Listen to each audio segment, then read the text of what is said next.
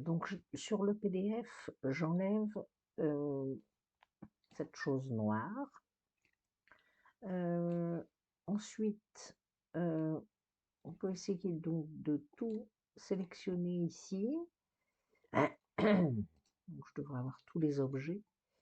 Je vais faire copier, je vais aller dans mon cadre, coller. Là j'ai tout, ok. Parce que là j'ai un cadre de 10-10. Non, 20-20, pardon. Bon, c'est pas grave. Alors après, c'est en fait dans les réglages. Ici, on a un contour. Est-ce qu'il est nécessaire?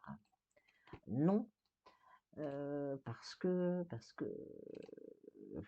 non, il y reste en fait. C'est que du contour. Et on a quand même un fond.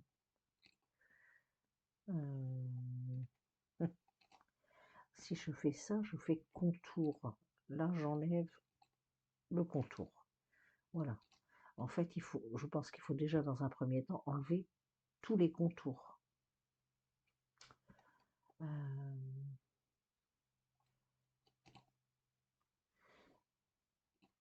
On enlève tous les contours.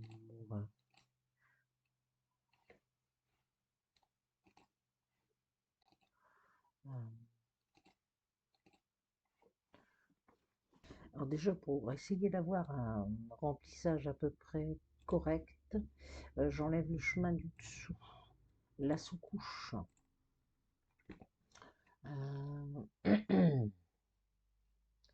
Parce que c'est forcément très petit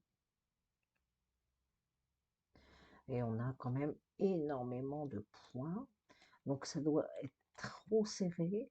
Donc si je fais un espacement entre la rangée à 35, on va voir ce que ça donne.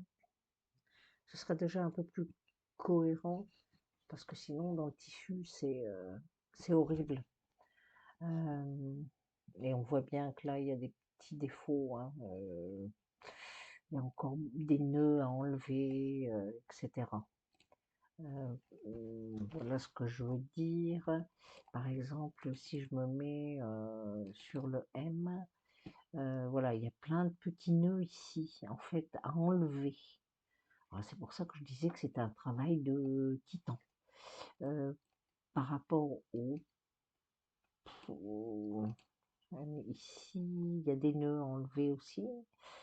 Bon, faudrait déjà essayer de le broder, comme je viens de te le dire, en enlevant la sous-couche, les contours, et en écartant les rangées.